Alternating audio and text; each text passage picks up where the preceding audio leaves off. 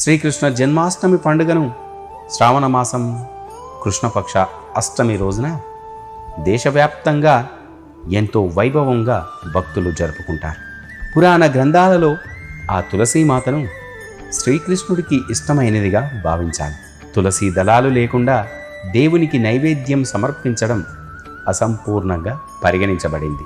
ఈ నేపథ్యంలో ఈ జన్మాష్టమి రోజున తులసీ దళాలకు సంబంధించిన కొన్ని ప్రత్యేక నివారణలు చేయడం వలన భక్తుల ఇంట్లో ఆనందం, శ్రేయస్సు, సానుకూల శక్తి నివసిస్తాయని భక్తులందరూ విశ్వసించాలి. ఈ శ్రీకృష్ణాష్టమి రోజున ఈ విధంగా పూజించడం వల్ల భక్తుల యొక్క కష్టాలన్నీ కూడా కడతేరుతాయి. జన్మాష్టమి పండుగ ఆ శ్రీకృష్ణుని జన్మదినోత్సవంగా జరుపుకోవాలి. దేశవ్యాప్తంగా కన్నయ్య భక్తులు ఎంతో ఆనందంతో ఆ దేవుణ్ణి పూజిస్తారు. హిందూ మత విశ్వాసాల ప్రకారం శ్రీకృష్ణుడు ఆ తులసీదేవిని చాలా ఇష్టపడతాడు. తులసీ దళానికి కన్నయ్య ఆరాధనలో ప్రత్యేకమైన ప్రాముఖ్యత ఉండడానికి కూడా ఇదే కారణం. ఆ శ్రీకృష్ణుడి మెడలో ఎప్పుడూ కూడా తులసీ దండ వేలాడుతూనే ఉంటుంది. ఆ శ్రీకృష్ణ పరమాత్మని ఆలయానికి వెళ్ళినప్పుడు ఆ స్వామివారిని కనులారా వీక్షిస్తే మనకు అగుపిస్తూ ఉంటుంది. ఆ స్వామివారి మెడలో ఉన్న ఆ దండ తులసీ దళాలతో చేసినది.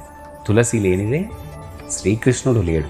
అందుకే ఆ శ్రీకృష్ణ పరమాత్ముని వేడుకునేటప్పుడు భక్తులందరూ తులసీ దళాలను చేతిలో పట్టుకొని మన కోరికలన్నీ ఆ కన్నయ్యకు విన్నవించుకుంటే చాలు, తక్షణమే ప్రసన్నుడై ఆ భక్తుల కోరికలన్నీ నెరవేరుస్తాడు శ్రీకృష్ణుడు. ఆ తులసిని లక్ష్మీదేవి రూపంగా కూడా పరిగణించాలి. అందువల్ల ఈ జన్మాష్టమి రోజున తులసికి సంబంధించిన కొన్ని ప్రత్యేకమైన పూజలు చేయడం ద్వారా శ్రీకృష్ణుడు, లక్ష్మీదేవుల ఆశీస్సులు మెండుగా లభిస్తాయి. ఇలా చేయడం వల్ల ఆ భక్తుల ఇంట్లో ఆనందం, శ్రేయస్సును కూడా తెస్తాయి. అన్ని కష్టాలను తొలగిస్తాయి. ఈరోజు భక్తులందరూ కూడా తులసి మొక్క ముందు దీపం వెలిగించాలి. దీపం వెలిగించేటప్పుడు ప్రతి ఒక్క భక్తుడు ఓం నమో భగవతే వాసుదేవాయ అనే మంత్రాన్ని తప్పకుండా జపించాలి. అలా జపించడం వల్ల ఆ శ్రీకృష్ణ భగవానుడు ఎంతో సంతోషిస్తాడు. ఆ సంతోషించిన శ్రీకృష్ణుడు భక్తుల ఇంట్లోకి సంపద, శ్రేయస్సు కూడా పెరుగుతుందని నమ్మాలి. కృష్ణాష్టమి రోజున ఆ శ్రీకృష్ణ భగవానుడి చిత్రపటానికి కానీ, విగ్రహానికి కానీ, ఏదైనా దేవాలయానికి వెళ్ళినప్పుడు తులసి దండను సమర్పించాలి. జన్మాష్టమి రోజున శ్రీకృష్ణుని విగ్రహానికి తులసిమాల సమర్పించడం చాలా శుభప్రదం. కన్నయ్య మెడకు తులసిమాలను సమర్పించవచ్చు. అతని పాదాల వద్ద కూడా సమర్పించవచ్చు. ఈ పరిహారం వలన భక్తుల జీవితంలో ఆనందం, శాంతిని కూడా తెస్తుంది. జన్మాష్టమి రోజున శ్రీకృష్ణుడికి ఏ నైవేద్యం సమర్పించినా దానిలో తులసి దళాన్ని జోడించాలి. తులసి దళం లేని నైవేద్యం అసంపూర్ణంగా పరిగణించబడుతుంది. నైవేద్యానికి తులసి ఆకులను జోడించడం ద్వారా ఆ శ్రీకృష్ణుడు ఆ నైవేద్యాన్ని త్వరగా స్వీకరించి భక్తుల ప్రార్థనలు కూడా వింటాడు.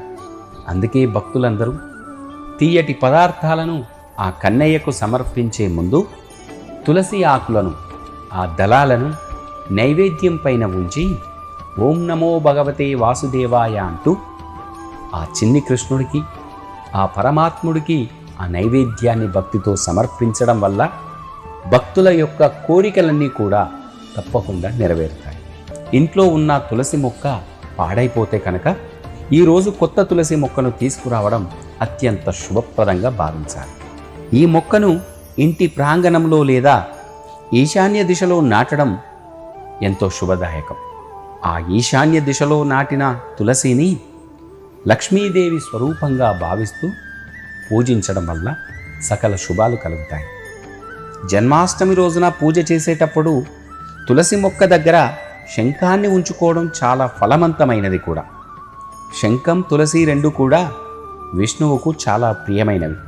ఈ పరిహారం చేయడం ద్వారా ఆ ఇంట్లో ప్రతికూల శక్తి అంతమై సానుకూలత వ్యాపిస్తుంది. అందుకే పూజా సమయంలో శంఖం, తులసీ దళాలను ఎట్టి పరిస్థితుల్లోనూ మర్చిపోకుండా ఈ రెండింటినీ ఆ శ్రీకృష్ణ భగవానుడి విగ్రహం ముందు కానీ, చిత్రపటం ముందు కానీ పెట్టి పూజించడం వల్ల సకల శుభాలు సిద్ధిస్తాయి.